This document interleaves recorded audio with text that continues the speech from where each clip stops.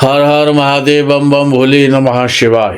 कि आने वाले अप्रैल माह से हमारे पाराशरी पाठशाला में ऑनलाइन ज्योतिष का कोर्स 30 महीने का शुरू हो रहा है। उस ज्योतिषीय कोर्स के 10-10 महीने के 3 पार्ट हैं और एक एक पार्ट के 9-9 पार्ट हैं।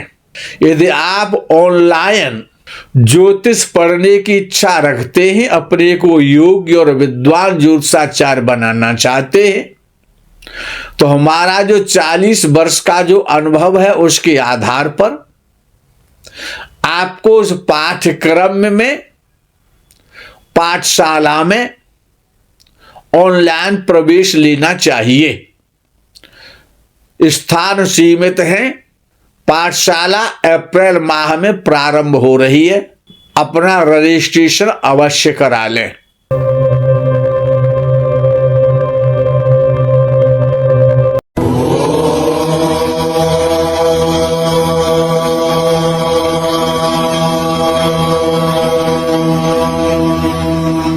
परमात्मा श्री राधा कृष्ण के चरणारविंदों में शतकोटि नमन बंदन।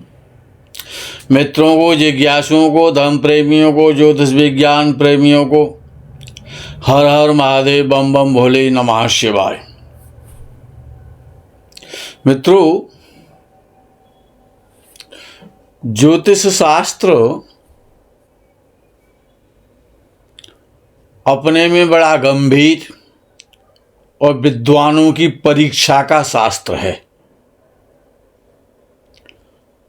कौन कितना बड़ा बुद्धिमान है और तार्किक है, उस विद्वानों की तर्क की कसौटी ज्योतिष शास्त्र है। आप कितना अधिक से अधिक सोच सकते हैं, आप में कितनी वैज्ञानिक बुद्धि है, वो बुद्धि छोटी पड़ जाएगी ज्योतिष शास्त्र में। इतना गहन है। लेकिन आजकल बहुत सारे पॉपुलैरिटी प्राप्त करने के लिए नए नए ज्योतिषी अपने मनगढ़ंत उपाय और अपने मनगढ़ंत सूत्रों का उपयोग करने लगे हैं, जो कि शोभनीय नहीं है। ऐसा विद्वानों को ज्योतिष शास्त्र के नाम पर नहीं करना चाहिए, क्योंकि ज्योतिष एक शाश्वत विज्ञान है। किसी भी अगर ज्योतिष शास्त्र में उन्होंने पढ़ा है तो उसको भी सोच समझ कर कहना चाहिए। अपनी मनगढ़ंत सूत्रों को और ऋषि पाराशर के नाम पर नहीं लिखना चाहिए कि ऐसा ऋषि पाराशर जी ने कहा है या ऐसा वराह मेहर ने कहा है अथवा मंत्रेश्वर जी ने कहा है। ऐसा ज्योतिष शास्त्र कहता है, ऐसा भी कह देते हैं। ज्योतिष शास्त्र बड़ा गंभीर है। जैसे कि आजकल के जो नए नए विद्वान है वो कहते, ऐसा वेद कहता है। जब उनसे पूछा जाए कि कितने वेद हैं और किस वेद में कौन कौन सी ऋचाएँ हैं, कितने सूक्त हैं, उनको ये पता नहीं है। लेकिन वो ऐसा वेद कहता है, साफ ऐसा शास्त्र कहता है। प्रयास का विषय ना बनाए ज्योतिष शास्त्र को। ज्योतिष के सरल सूत्र हैं और बड़े विचारणीय हैं। तो पाराशरी ज्योतिष हमको ज़्यादा पसंद है। तो ऋषि पाराशर जी कहते हैं कि ज्योतिष के बड़े सरल सूत्र हैं, उनको हमेशा याद रखना चाहिए विद्वानों को फलादेश करते समय। उनका प्रयोग केवल फलादेश में करना चाहिए। तो कहा जाता है कि किसी भी भावेश का, किसी भी भाव के स्वामी का अपने भाव से सराष्टक होना, अपने भाव से षष्ठ अथवा अष्टम भाव में बैठना, वो जिस भाव का स्वामी है, किसी भी भाव का स्वामी, वहां पर ये कहा जा रहा है कि किसी भी भावेश का, लगन नहीं बोला गया वहां पर। ऋषि पाराशर का बड़ा अच्छा सूत्र, सरल है, समझ लो उसे। फलादेश करने में सब आज जो सूत्र आपको मैं दे रहा हूं वो सभी फलादेश करने के काम के हैं। तो ऋषि पाराशरी ने लिखा है कि किसी भी भावेश का, वो अष्टम भाव भी हो सकता है, वो षष्ठ भी हो सकता है, वो लगन भी हो सकता है, दशम नवम कोई सा भी भाव का स्वामी हो सकता है। वो ये कह रहे हैं कि किसी भी भावेश का अपने भाव से छठवें अथवा आठवें भाव में बैठना उस भाव की हानि करता है, उस भाव के फलों को नष्ट करता है जिसका के वो स्वामी है। जैसे कि लगन का स्वामी षष्ठ भाव में बैठे अथवा अष्टम में बैठे तो वो लगन के लिए विशेष घातक है, क्योंकि वो वहां का स्वामी है, उस घर का मालिक है। तो सबसे हानि जो होगी वो लगन की ही होगी। लगन से जितने भी विचार किए जाते हैं, जो विचारणीय विषय हैं लगन के द्वारा, यदि लगन का स्वामी लग्नेश षष्ठ अथवा अष्टम भाव में बैठा है तो वो लगन के लिए हानिकारक है, लगन को कष्ट देगा। उस कष्ट का प्रभाव तो हमेशा रहेगा, लेकिन जब उसकी दशा आ जाएगी तो थोड़ा कष्ट ज्यादा मिलेगा। जैसे पंचम भाव है, पंचम का भाव का स्वामी यदि पंचम भाव से षष्ठ भाव में बैठ जाए अथवा लगन कुंडली के दशम भाव में, अथवा पंचम भाव का स्वामी अष्टम भाव में बैठ जाए, अष्टम भाव लगन से द्वादश भाव में, पंचम भाव का स्वामी, अब पंचम भाव का स्वामी अपने भाव से पंचम से यदि षष्ठ अथवा अष्टम में बैठता है तो वो सबसे पहले पंचम भाव के लिए कष्टकारी है, पंचम भाव के फलों को कमजोर कर देगा।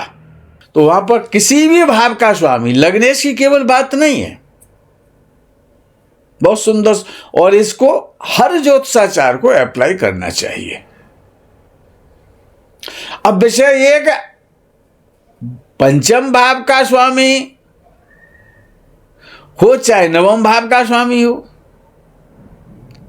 अगर वो अपने से छठवें में बैठा है तो उतना कष्टकारी नहीं है। अगर आप उसकी तुलना करेंगे तो जैसे पंचम भाव का स्वामी यदि अपने पंचम भाव से षष्ठ भाव में बैठा है तो पंचम के लिए इतना हानिकारक नहीं है जितना कि अष्टम में बैठने का उसको दोष लगेगा पंचम भाव के स्वामी को। जैसे कि लग्नेश यदि षष्ठ भाव में बैठा है तो इतना कमजोर नहीं हुआ, इतना वो कष्ट नहीं देगा जितना कि लग्नेश जब अष्टम भाव में बैठ जाएगा तो लगन की स्थिति को ज्यादा कष्टकारी कर देगा, लगन के फलों को ज्यादा गिराएगा। ये इसका तारतम्य है। तो लग्नेश का या किसी भी भाव के स्वामी का अपने भाव से छठवें भाव में बैठना का मतलब होता है कि वो आपको 50% कष्ट दे रहा है उस भाव के लिए जिस भाव का स्वामी है, जहां से वो छठवें में गया। यदि वो अष्टम में बैठा है तो आप समझिए 80% नेगेटिव फल दे रहा है। इतना अंतर हो जाता है। अब किसी भी भाव का भावेश, किसी भी भाव का, चाहे वो नवम भाव का स्वामी है, चाहे वो दसम भाव का स्वामी क्यों ना हो, चाहे वो चतुर्थ का हो, चाहे वो पंचम का हो, चाहे वो लग्न का हो, चाहे वो षष्ठ भाव का स्वामी हो, आगे का सूत्र क्या है? बड़ा सरल है ये, इनको याद कर लो। ये सटीक फल देने वाले सूत्र कि किसी भी भाव का भावेश, मालिक लॉर्ड, अपने भाव से जब दूसरे भाव में बैठता है तो हमेशा अच्छा फल करता है। ये बात चल रही है दुर्द्वादश की। किसी भी भाव का स्वामी, जैसे लगन का स्वामी, यदि दूसरे भाव में यानी धन भाव में बैठा है तो लगन के लिए पॉजिटिव फल देगा। वो लगन के लिए पॉजिटिव है, लग्नेश। और यदि लग्नेश द्वादश भाव में बैठा है तो वो नेगेटिव फल देगा, लगन को बहुत कमजोर कर देगा, लगन के फलों में कमजोरी पैदा करेगा। तो देखना ये होता है कि दुर्द्वादश कहना बहुत सरल है, लेकिन उसके फल का जो तारतम्य बहुत अलग हो जाता है। यदि दसम भाव का स्वामी यदि 11वें भाव में बैठा है तो दसम भाव के लिए बहुत अच्छा है। दसम भाव का स्वामी यदि 11वें भाव में बैठा है, क्यों? वो अपने से दूसरे में बैठा है, कर्म से लाभ में बैठा है, इसीलिए वो दसम के लिए अच्छा है। हर ग्रह अपने से दूसरे भाव में, किसी भी भाव का स्वामी क्यों ना हो, यदि वो अपने से दूसरे भाव में बैठा है तो अपने भाव के लिए अच्छा है। यदि दसम भाव का स्वामी अगर भाग्य स्थान में बैठा तो बहुत अच्छा है, भले ही द्वादश भाव में बैठा है, वो द्वादश भाव में बैठा है इसीलिए वो अच्छा है। लेकिन यदि पंचम भाव का स्वामी और चौथे भाव में बैठ जाए, अंतर देखें आप कि पंचम भाव का स्वामी चतुर्थ भाव में बैठे और नवम भाव का स्वामी दसम भाव में बैठे तो कौन सा अच्छा माना जाएगा भाई? अरे सीधा सा सिद्धांत है कि नवम भाव का स्वामी दसम में बैठा है तो अपने से दूसरे भाव में बैठा है तो नवम के लिए बहुत ज्यादा वेरी पॉजिटिव है, बहुत शुभ हो गया नवम के लिए, नवमेश अगर वो दसम में बैठा है तो। लेकिन यदि पंचम भाव का स्वामी, लगन कुंडली के पंचम भाव का स्वामी चतुर्थ भाव में बैठा है तो वो पंचम के लिए खराब है, क्यों? अपने से द्वादश में गया। इससे तो अच्छा होता कि पंचम भाव का स्वामी षष्ठ में बैठ जाता तो दूसरे में तो होता, इतना तो खराब नहीं होता। परिश्रमी तो ज्यादा, आपको ज्यादा बुद्धि का प्रयोग करना पड़ता। आप बुद्धि के बल पर बहुत परिश्रम करते, इतना ही तो करा देता, लेकिन अच्छा तो रहता। तो ये दुर्द्वादशी जो है, और जिस प्रकार से कि चतुर्थ भाव का स्वामी तृतीय भाव में बैठ जाए तो वो चतुर्थ के लिए बहुत खराब है, और चतुर्थ भाव का स्वामी पंचम में बैठ जाए तो पंचम के चतुर्थ के लिए बहुत अच्छा है। अब दूसरा आगे का जो तीसरा जो सिद्धांत है वो ये है कि किसी भी भाव का भावेश, इनको समझ लो, प्रयोग कर लो। प्रयोग नहीं करते हो तो करो, बड़ा सरल है, 100% फल देने वाले सिद्धांत हैं। किसी भी भाव का भावेश अपने भाव से जब सप्तम में बैठता है, ऐसे पंचम का स्वामी लगन से एकादश में बैठ जाएगा तो पंचम से सप्तम में हो जाएगा, तो पंचम के लिए वेरी पॉजिटिव है। जैसे लग्नेश सप्तम भाव में बैठता है तो वो लग्न से समसप्तक हो जाता है, और सप्तमेश जब लग्न में होगा तो वो सप्तम के लिए समसप्तक हो जाएगा। दोनों भावों के स्वामी, किसी भी भाव का स्वामी अपने भाव से अगर सप्तम में बैठता है तो अपने भाव के लिए भी अच्छा है, किसी भी भाव का स्वामी। अब आता है नव पंचम। किसी भी भाव का स्वामी, चाहे वो लगन का है, चाहे वो चतुर्थ का है, चाहे वो पंचम का है, चाहे वो सप्तम का है, चाहे वो दसम, किसी भी भाव का स्वामी, सिद्धांत हर भाव पे लगेगा, हर भावेश पे लगेगा। ये नहीं कि एक पे लगाया जाएगा, सबके लिए एक सिद्धांत है, कानून सबके लिए बराबर है। चाहे वो चीफ मिनिस्टर हो, ये तो कहा जाता है कानून सबके लिए बराबर है। तो ज्योतिष का सूत्र पाराशर जी बोरसी हैं, ज्योतिष के पितामह कहे जाते हैं, ऐसे नहीं कहे जाते हैं। उनके जो सूत्र वो सबके लिए बराबर है, तो किसी भी भाव पर लगा दीजिए आप। तो किसी भी भाव का भावेश अपने भाव से जब पंचम में बैठता है तो अपने भाव के लिए बहुत शुभ है।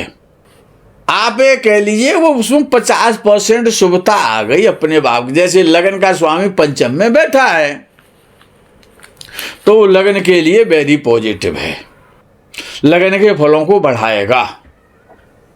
जैसे पंचम का स्वामी नवम में बैठा है तो पंचम के फलों को बढ़ाएगा, बहुत ज्यादा शुभता देगा। चाहे नवम का स्वामी पंचम में बैठे, जैसे कि नवम भाव का स्वामी लगन में बैठ जाए तो नवम से पंचम में चला गया। अब विषय ये है कि अगर किसी दो कुंडलियां ले लें उदाहरण के लिए, एक कुंडली में लगन का स्वामी लग्नेश पंचम भाव में बैठा है तो लगन से पंचम हो गया, और दूसरी कुंडली में लगन का स्वामी लगन से नवम भाव में बैठा है तो बलि कौन सा लग्नेश माना जाएगा? अरे भाई सीधा सा सिद्धांत है कि नवम जो त्रिकोण है वो सबसे बलि और शुभ त्रिकोण है। अगर पंचम भाव की शुभता 75% है त्रिकोण में तो नवम भाव की शुभता 100% है। तो यदि किसी भाव का भावेश अपने भाव से पंचम में बैठा है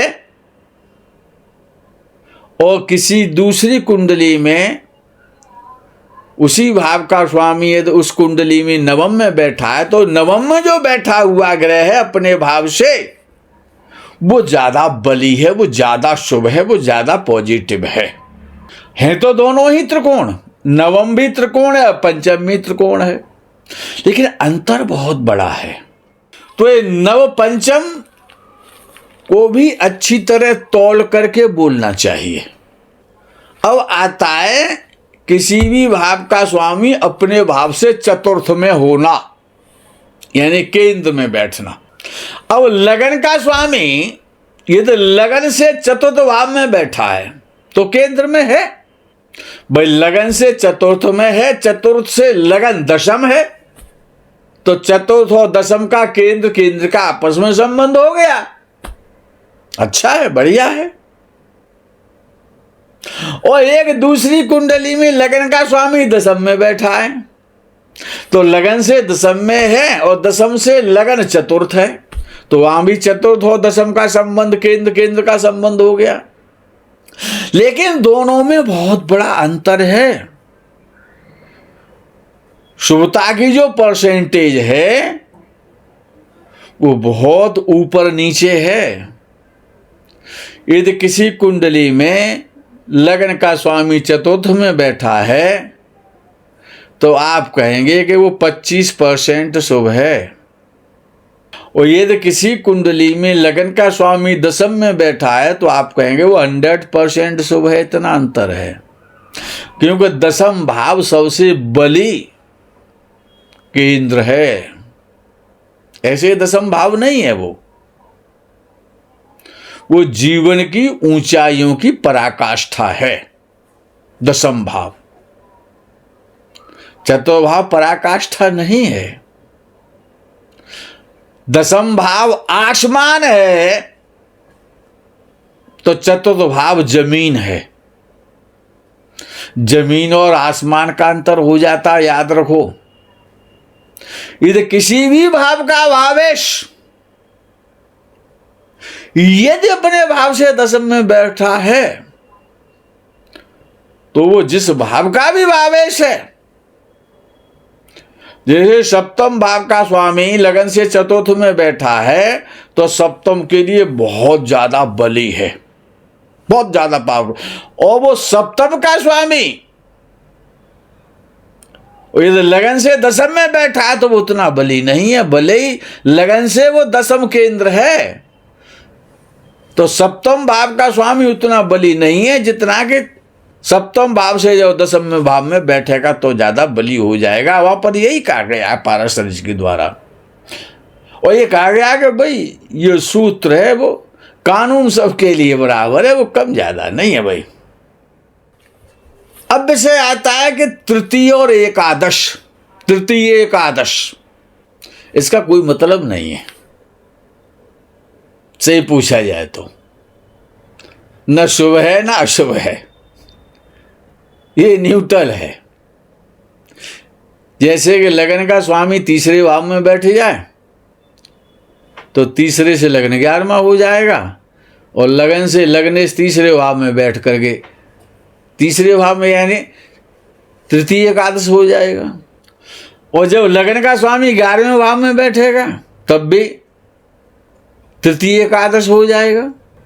तो कहने का मतलब ये है कि जब लगन का, इसमें भी अंतर है, न शुभ और न अशुभ नहीं है। अगर इसमें भी यदि आप विचार करेंगे तो जो लगन से तीसरे भाव में बैठा है,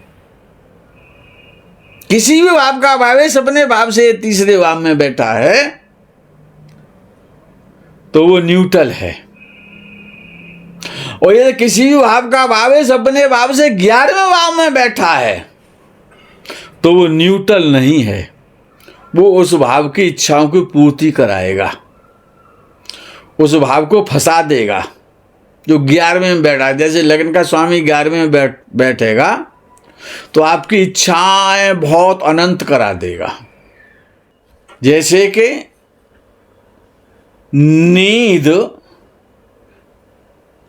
अनंत है, उसका कोई अंत नहीं है, ऐसे इच्छाएं अनंत हैं, उनका कोई अंत नहीं है।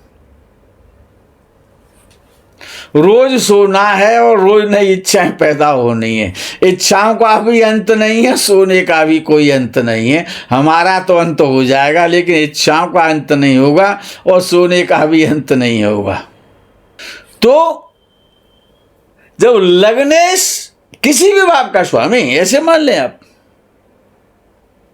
किसी भी भाव का स्वामी जब अपने भाव से तीसरे भाव में बैठेगा तो अपने भाव के लिए शुभ नहीं है। अपने भाव को वो बड़ा मेहनत करा देगा, बड़ा कष्ट देगा, बड़ा संघर्ष कराएगा, बहुत भाग दौड़ कराता है। और जब किसी भी भाव का स्वामी अपने भाव से जब 11वें भाव में बैठेगा तो लालची तो बना देगा, ग्रीडी तो बनाएगा, लोभी तो बनाएगा, क्योंकि 11वां भाव, किसी भी भाव से 11वां भाव, उस भाव का लोभ है, लालच है, बंधन है, वो तो उतनी इच्छाएं बढ़ा देगा। अब विषय आता है कि 4, 7 और 10 ये लगन के केंद्र हैं। ये लगन के केंद्र हैं, हर भाव के केंद्र नहीं है। ये लगन कुंडली के केंद्र हैं और हर भाव अपने में एक केंद्र है। ऐसा नहीं है कि ये 3 ही केंद्र हैं, हर भाव अपने में एक केंद्र है। जैसे अष्टम भाव पंचम का केंद्र है, दूसरा भाव लगन कुंडली का दूसरा भाव पंचम का केंद्र है, पंचम का दशम है, हर भाव केंद्र है, इसीलिए कोई भाव बुरा नहीं है। लेकिन चौथा केंद्र, सातवां केंद्र, दसवां केंद्र, तीन ही तो केंद्र हैं।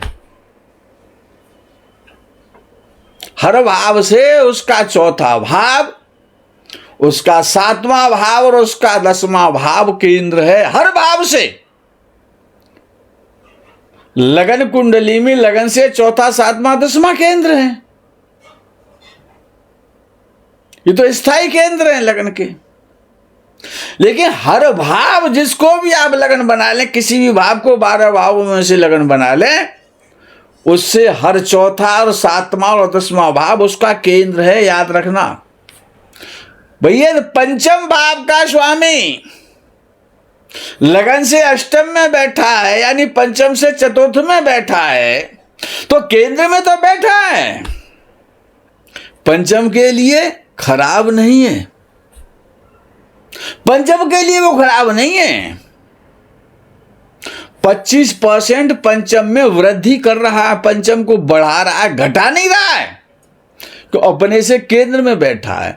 और भाई पंचम भाव का स्वामी है, तो लगन से एकादश भाव यानी पंचम से जब सप्तम भाव में बैठा है, तो 50% क्या 75% पंचम भाव को बलि कर रहा है, तो अपने भाव से सप्तम भाव में बैठा है। और वही पंचम भाव का स्वामी लगन से द्वितीय भाव में बैठा है, अर्थात पंचम से जब दशम में बैठा है, तो पंचम के लिए 100% फलदायी है, वो 100% बलि है पंचम के लिए। इन केंद्रों के इस प्रकार तो हर भाव केंद्र है, इतने केंद्र नहीं है, हर भाव केंद्र है। किसी भी भाव का भावेश यदि आपको देखना है, उस पर कोई फलित करना है, उस पर कुछ बोलना है, तो सबसे पहले देखो कि भाव का भावेश कहाँ बैठा है। भाव का भावेश तभी कमजोर होगा, चाहे वो पंचम का स्वामी है, चाहे वो सप्तम का स्वामी है, चाहे वो अष्टम का स्वामी है, चाहे वो एकादश का स्वामी है, चाहे वो द्वितीय का स्वामी है। यदि वो ग्रह अपने से चतुर्थ में, अपने से सप्तम में और अपने से दशम में बैठा है, तो परसेंटेज के हिसाब से उसको शुभता के पॉइंट दे दो। अपने भाव से पंचम और नवम में बैठा है, तो उसमें भी आप शुभता ही कहेंगे, लेकिन तारतम्य आप कर सकते हैं, परसेंटेज में अंतर करेंगे। यदि अपने भाव से 11वें भाव में बैठा है, तब भी वहां पर शुभ ही कहेंगे, परसेंटेज को कम करके कहेंगे, लेकिन परसेंटेज है। लेकिन तीसरे भाव में बैठा है तो परसेंटेज न्यूट्रल हो जाएगी। और अपने भाव से छठवें में बैठा है तो परसेंटेज माइनस में चली जाएगी, और जब अपने भाव से अष्टम में बैठा है तो वेरी वेरी माइनस में चली जाएगी। मित्रों, तो देखना यह है कि हम जिस भाव के भावेश को देख रहे हैं, वो कर क्या रहा है, किस स्थिति में है, कहां बैठा है। अपने भाव से कहां बैठा है, वो क्या करेगा, किसके साथ है, कौन देख रहा है। मित्रों, आज के प्रकरण में यही विराम करेंगे। हमारा पाराशरी ज्योतिष पाठशाला का कार्यक्रम निकट भविष्य में अतिशीघ्र प्रारंभ होने जा रहा है। जो भी स्त्री पुरुष जिज्ञासु, ज्योतिष जिज्ञासु, जो भी उसमें अपना पंजीकरण कराना चाहते हैं ऑनलाइन क्लासों में ज्योतिष का अध्ययन करने के लिए, वो कृपया विलंब ना करें। हर हर महादेव, बम बम भोले, नमः शिवाय। जय गौ माता की।